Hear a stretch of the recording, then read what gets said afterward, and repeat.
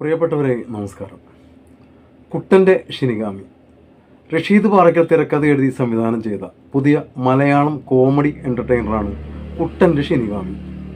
ഇന്ദ്രൻസ്, ജാഫർ ഇടുക്കി എന്നിവരെ കൂടാതെ അനീഷ് ജി മേനോൻ, ശ്രീജിത്ത് രവി, സുനിൽ സുഗത, അഷ്റഫ് പിലാക്കൽ, ഉണ്ണിരാജ, മുൻഷി രഞ്ജിത്ത്, പ്രിയങ്ക അഖില, സന തുടങ്ങിയവരാണ് ചിത്രത്തിലെ മറ്റു പ്രധാന കഥാപാത്രങ്ങളെ അവതരിപ്പിച്ചിരിക്കുന്നത്.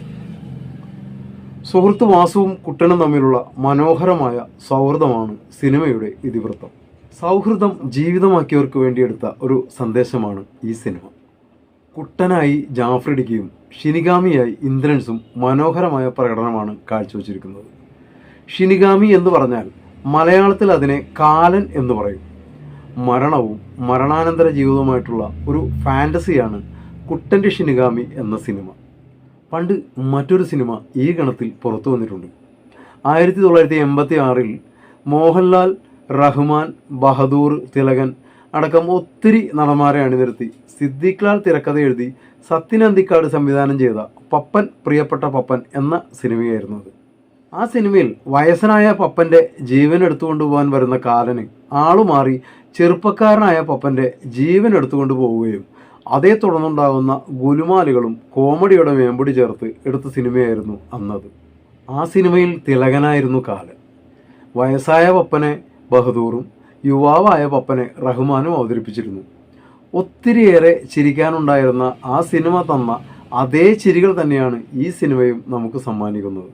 ഈ സിനിമയുടെ സംവിധായകനായ റഷീദ് പാറയ്ക്കൽ തന്നെ കഥ എഴുതി സംവിധാനം ചെയ്ത മറ്റൊരു സിനിമയായിരുന്നു ഗൾഫ് ജീവിതത്തിൻ്റെ പച്ചയായ യാഥാർത്ഥ്യം വിളിച്ചു പറഞ്ഞ സമീർ.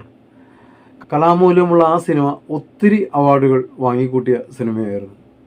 ആ സിനിമയിൽ റഷീദ് പാറയ്ക്കൽ തന്നെ എഴുതി വിദ്യാധരൻ മാഷ് ഈണമിട്ട് വിദ്യാധരൻ മാഷ് തന്നെ പാടിയ മഴ ചാറും ഇടവഴിയിൽ എന്ന ഗാനം സോഷ്യൽ മീഡിയകളിലൊക്കെ വൈറലായ ഒരു ഗാനമായിരുന്നു. ശേഷം ആ ഗാനം മറ്റു പല ഗായകരും പാടി ആ പാട്ടിലൂടെ ഹിറ്റായി മാറിയ സോഷ്യൽ മീഡിയ വൈറൽ പാട്ടുകാരും ഏറെയായിരുന്നു. എന്തായാലും കുട്ടൻ്റെ ഷിനിഗാമി എന്ന ഈ സിനിമ കുടുംബസമേതം തിയേറ്ററിൽ പോയി തന്നെ കാണാവുന്ന മുഴുനീള കോമഡി സിനിമയാണ്. നിങ്ങൾ ഈ സിനിമ കണ്ടവരാണെങ്കിൽ ഈ സിനിമയെക്കുറിച്ചിട്ടുള്ള നിങ്ങളുടെ അഭിപ്രായങ്ങൾ എൻ്റെ ഈ വീഡിയോക്ക് താഴെ കമൻ്റായിട്ട് എഴുതിയിടുക. നിങ്ങൾ ആദ്യമായിട്ടാണ് എൻ്റെ ചാനൽ കാണുന്നതെങ്കിൽ കഴിയുമെങ്കിൽ ഒന്ന് സബ്സ്ക്രൈബ് ചെയ്യുക, ബെല്ലൈക്കൺ ഇനാബിൾ ചെയ്യുക. അപ്പോൾ മറ്റൊരു സിനിമ വിശേഷവുമായി കാണും വരേക്കും എല്ലാവർക്കും നന്ദി, നമസ്കാരം.